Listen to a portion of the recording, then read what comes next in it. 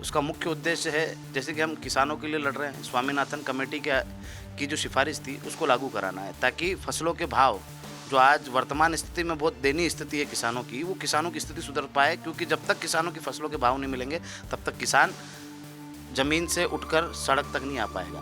अपने बच्चों का भला बुरा जानते हैं, और अभी तक जितने अभी जब ये कुछ एक लोग ही करते हैं अपनी मर्जी से शादी, और वो कहीं ना कहीं पछताते हैं, कहीं ना कहीं वो मारे जाते हैं, या कहीं ना कहीं वो किसी को मार देते हैं। जहाँ मंदिर में जाते हैं तो एक समान रूप से जाते हैं, कहीं भी मंदिरों पे लिखा नहीं है कि ये इसका दर्शन होगा, इसका नहीं होगा। और यदि वो बोलते हैं कि हमने अत्याचार करे हैं, तो मैं आपको प्रमाण देता हूँ। 800 साल मुगलों का राज रहा, उन मुगलों से हम लड़े, लगातार लड़ते लड़ते हमारे पूर्वजों ने बलिदान दिए। 15-15, 12-12 साल के बच्चे बलिदान दे देते थे। जब हमें खबर मिली तो हमने आह्वान करा कि हम हमारे साथियों को छुड़ाने के लिए फिर से कलेक्टर ऑफिस आएंगे और वहाँ घेराव करेंगे। अलग अलग विचारधारा हो सकती है संगठनों की, हो सकता है उनको हमसे कोई परेशानी हो, पर जब बात धर्म और न्याय की आए तो सबको साथ में आके खड़ा रहना चाहिए और सबको उसमें मदद भी करनी चाहिए। आने वाली 21 दिसंबर को मध्य प्रदेश में जन क्रांति न्याय आंदोलन करणी सेना परिवार करने जा रहा है। करणी सेना परिवार का एक बड़ा आंदोलन कहा जा सकता है, जो कि 21 सूत्रीय मांगे, जिसमें प्रमुख मांगे क्या क्या है, किस प्रकार से इस आंदोलन की रूपरेखा बनाना और इस आंदोलन को इतना बृहद बना सके, इसके लिए करणी सेना परिवार जो कि पूरे मध्य प्रदेश में तैयारियाँ भी कर रहा है।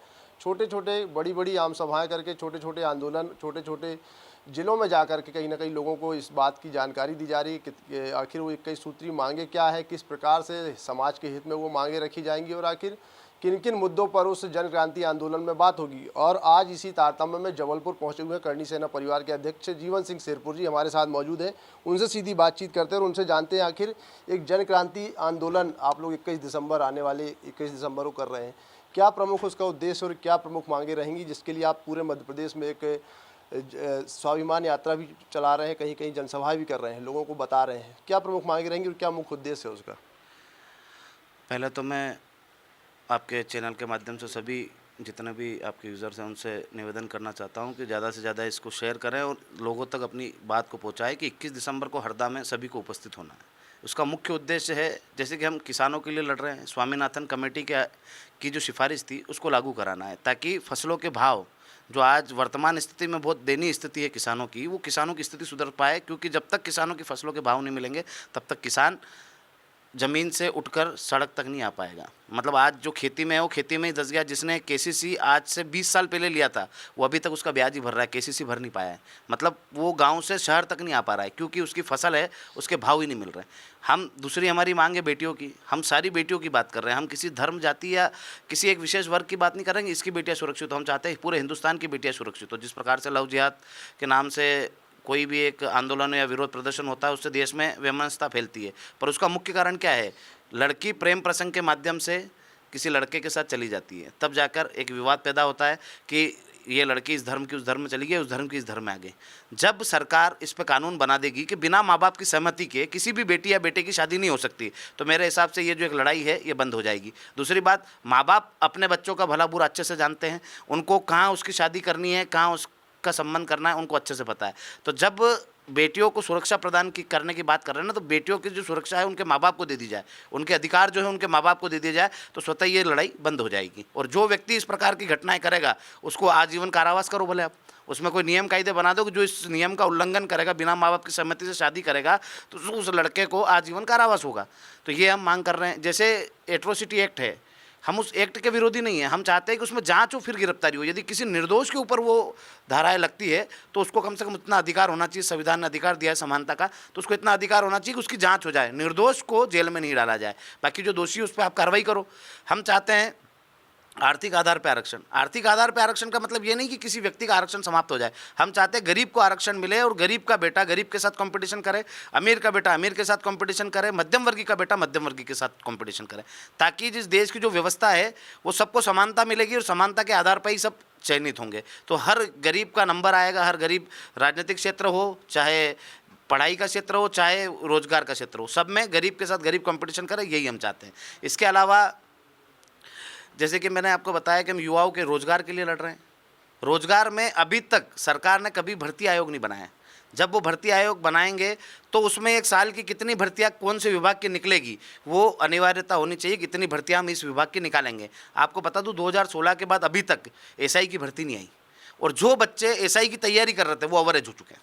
क्योंकि आज 9 साल हो गए हैं, यदि भर्ती नहीं दोगे आप और वो तैयारी करते रहेंगे तो इसी आस में तैयारी कर रहे हैं कि अगले साल भर्ती आएगी, अगले साल भर्ती आएगी, अगले साल भर्ती आएगी, और तैयारी जब तक वो अवरेज नहीं होता तब तक तैयारी करता रहता है। तो हम ये सरकार से मांग कर रहे हैं कि भर्ती आयोग बनाए और उसमें निर्धारित चीज़ें करे ये कितने सालों में कितनी भर्तियाँ निकलेगी। यदि ये पहले होता तो मेरे हिसाब से आज जो लड़के बेरोजगार रह गए हैं, जो अवरेज हो गए हैं, वो कहीं ना कहीं अपना रास्ता दूसरा चुन लेते हैं। अंतरजातीय विवाह की बात की आपने, तो कहीं ना कहीं कोर्ट भी इस बात को कहता है कि अंतरजातीय विवाह हो, अंतर समुदाय, हिंदू युवक हो, मुस्लिम युवती हो, मुस्लिम युवक हो, हिंदू युवती हो, यदि वो सहमति है तो धर्म परिवर्तन के बाद कहीं ना कहीं शादी करा दी जाती है। उसके बाद फिर कई हिंदू संगठन उसका विरोध करते हैं। तो इसको किस तरह से देखेंगे, क्या मांग करेंगे इसके लिए? हमारे सनातन संस्कृति में तो माँ बाप ही करते हैं शादियाँ, तो सनातन संस्कृति को बचाना है तो मेरे हिसाब से अंतर्जातीय विवाह नहीं होना चाहिए, न ही किसी धर्म के साथ विवाह होना, किसी इस धर्म की लड़की का उस धर्म में होना चाहिए। माँ बाप अपने बच्चों का भला बुरा जानते हैं, और अभी तक जितने अभी जब ये कुछ एक लोग ही करते हैं अपनी मर्जी से शादी,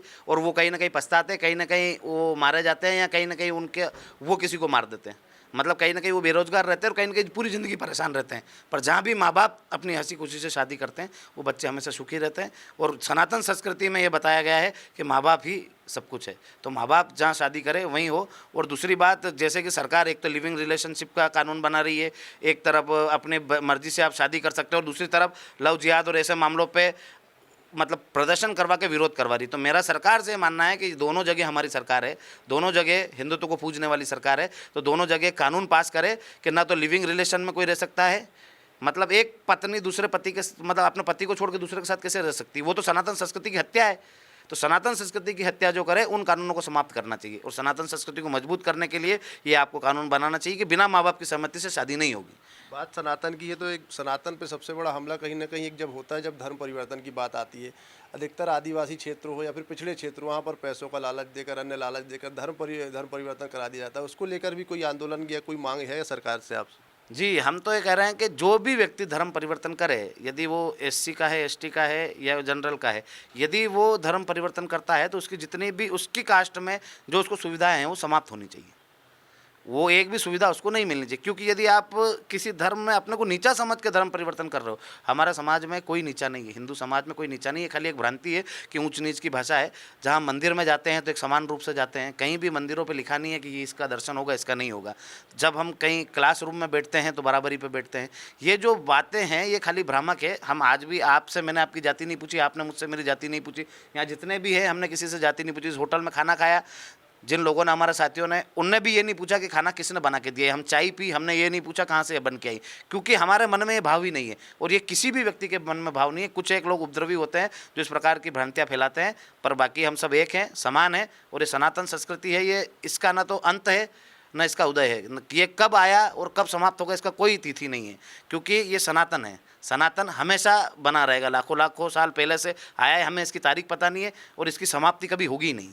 इसका मतलब समानता की आपने बात की, तो यदि बात करें तो एक भीम आर्मी जैसे संगठन भी इस देश में काम कर रहे हैं, और लगातार यह आरोप लगाया जाता है कि सवर्णों ने जातिगत भेदभाव बढ़ाया है। इस प्रकार के आरोप लगते हैं। चूँकि करणी सेना एक सवर्ण परिवार का वो आपका संगठन है, लेकिन इस प्रकार के आरोप लगते हैं सवर्णों पर, उसके लिए क्या कहेंगे? नहीं, हमने कभी भी इस प्रकार की ना तो भ्रांतियाँ फैलाई, ना ही हमने किसी पर अत्याचार करे। और यदि वो बोलते हैं कि हमने अत्याचार करे हैं तो मैं आपको प्रमाण देता हूँ। 800 साल मुग़लों का राज रहा, उन मुग़लों से हम लड़े, लगातार लड़ते लड़ते हमारे पूर्वजों ने बलिदान दिए। 15-15, 12-12 साल के बच्चे बलिदान दे देते थे। तो 800 सालों तक तो वो लड़ाई लड़ी, और 200 साल अंग्रेज़ों से लड़े।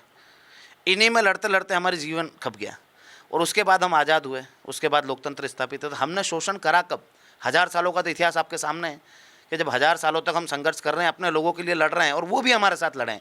आप कोई किले में जाइए, कई जगह जो उनकी मूर्तियाँ और गाते मिलेंगे, जहाँ कई मेघवाल समाज के हैं तो कहीं और किसी समाज के हैं, कई मुस्लिम हैं। जिस प्रदेश में, जिस राज्य में जो रहते थे, वो सब अपने राज्य के लिए, अपनी प्रजा के लिए लड़े, तो वो भी हमारे साथ लड़े। पर ये जो आजकल एक राजनीतिक उद्देश्य है कि किसी को तो नीचा बताना पड़ा, किसी को तो गलत बताना पड़ेगा तब हमारी पूछ होगी, तो इस प्रकार की जो भ्रांतियाँ उनको नहीं फैलानी चाहिए। इतिहास को पढ़ना चाहिए और देखना चाहिए कि क्षत्रियों का बलिदान क्या है। जब वो हमें समझेंगे, हमारे बलिदान को समझेंगे, तो कहीं ना कहीं उनमें बदलाव आएगा।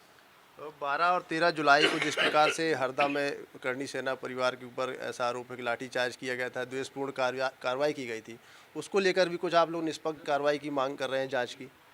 जी, 12 तारीख में भी लाठीचार्ज हुआ था। जो हमारे आशीष राजपूत, सुनील राजपूत और ये सब लोग थाने में गए थे, जब एक हीरा व्यापारी द्वारा ठगी की गई थी, उसके विरोध में हम न्याय मांग रहे थे। उस न्याय को मांगते हुए जब प्रशासन ने सेटलमेंट की बात करी, तब हमारे जिलाध्यक्ष ने कहा कि हमें सेटलमेंट नहीं चाहिए, न्याय चाहिए, हमें पैसा नहीं चाहिए, पैसा हमें कोर्ट के माध्यम से मिलना चाहिए और जिनने हमारे साथ ठगी करी है उनके ऊपर कार्रवाई होनी चाहिए, उनको सज़ा मिलनी चाहिए। तब उस विरोध पे जब उनको लगा कि ये भांडा उनका फूटेगा, कि वो पुलिस और जो अपराधी वो मिले हुए हैं कहीं ना कहीं पैसे के माध्यम से, जिस प्रकार से भी मिले हुए, तो उनने लाठी का प्रयोग करके उन्हें डराने और धमकाने की कोशिश करी, उनको दबाने की कोशिश करी। जब वो लाठी चार्ज के बाद उनको जेल में डाल दिया गया, जब हमें खबर मिली तो हमने आह्वान करा कि हम हमारे साथियों को छुड़ाने के लिए फिर से कलेक्टर ऑफिस आएंगे और वहाँ घेराव करेंगे। उसके बीच ही जब रात भर से धरना प्रदर्शन चल रहा था, वहाँ ना तो किसी एम्बुलेंस को रोका गया, ना किसी व्यक्ति को परेशान किया गया। वहाँ एसडीएम के बयान भी है कि आप जब एम्बुलेंस को जाने दे रहे हो, आम व्यक्ति को जाने दे रहे हो, तो फिर यहाँ धरना प्रदर्शन क्यों कर रहे हो। हमारा मकसद सांकेतिक रूप से था कि हम हमारी बात को पहुंचा सके कि आपने जो गलत करा है उसका विरोध कर रहे हैं, न कि किसी आम व्यक्ति को परेशान करना। हमारा एक भी सीसीटीवी, उनके पास सारे ही वहाँ आसपास में सीसीटीवी फुटेज थे, वो खुद कैमरे उपयोग करते हैं। आप जब भी देखते हो कोई धरना प्रदर्शन कुछ होता है तो ड्रोन भी उपयोग करते हैं और कैमरे भी उपयोग करते हैं। आपको उनसे आपको वीडियो मांगने चाहिए प्रशासन से कि आप एक वीडियो दो जहाँ जीवन सिंह या कर्णी सेना परिवार का या कोई भी व्यक्ति वहाँ उनको गलत गाली दे रहा है, उनके साथ अभद्रता कर रहा है या पत्थर चला रहा है। मतलब लाठीचार्ज किन पर होता है? जब कोई उपद्रव करता है, जब कोई गलत बात करता है, तब लाठी का प्रयोग किया जाता है। जो शांतिपूर्ण आंदोलन चलते हैं उन पर लाठी का प्रयोग करना मतलब लोकतंत्र की समाप्ति है। तो हम जो अंग्रेजों की पुलिस अंग्रेजों के लिए करती थी, आज हमारी सरकारों की पुलिस सरकारों के लिए कर रही है। तो हम सरकारों से और जो पुलिस है इनसे एक चेतावनी देना चाहते हैं कि ये देश आज़ाद हो चुका है। इस देश की आज़ादी में अनेक लोगों के बलिदान हुए हैं और अब हम इसको गुलाम नहीं होने देंगे, हम इस लोकतंत्र को समाप्त नहीं होने देंगे। इस लोकतंत्र की रक्षा के लिए हमेशा लड़ेंगे। आप कितने भी लाठी डंडे चलाओ, इन लाठी डंडों से हम डरने वाले नहीं हैं। हमारा मकसद है न्याय और हम न्याय लेकर रहेंगे।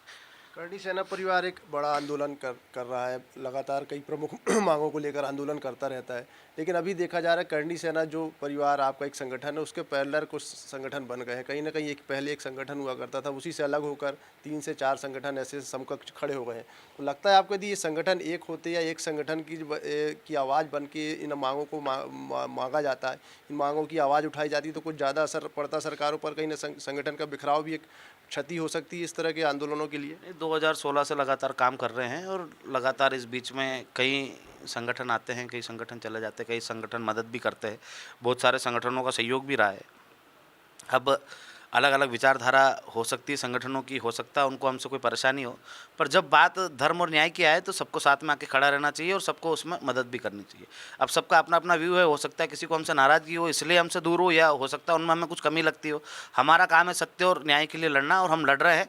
जो भी आना चाहता है उनका स्वागत है, जो नहीं आना चाहता है नहीं, कोई तकलीफ नहीं है। हम हमारी लड़ाई आज से थोड़ी लड़ रहे, 2016 से जब कर्णी सेना पहली बार स्थापित हुई थी तब से लगा के अभी तक हम लड़ाई लड़ रहे हैं और हमारे साथ बहुत सारे लोग आए, बहुत सारे लोग चले गए, पर हम किसी के बारे में गलत नहीं बोलते हैं। सारे संगठन अच्छे अपने अपने मकसद और अपने अपने उद्देश्य से काम कर रहे हैं। हम भी हमारे उद्देश्य और हमारे जो मुद्दे 21 सूत्री मांगे हैं वो सबके सामने हैं।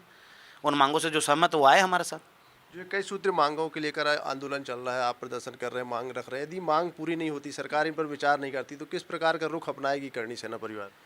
अभी तो हम पहले भी 8 जनवरी में भी हमने मांगे रखी थी, उस समय भी सरकार आई और वो मांगे पूरी करके चली गई, पर बाद में उनने हमारे साथ धोखाधड़ी कर ली और उन मांगों को पूरा नहीं किया।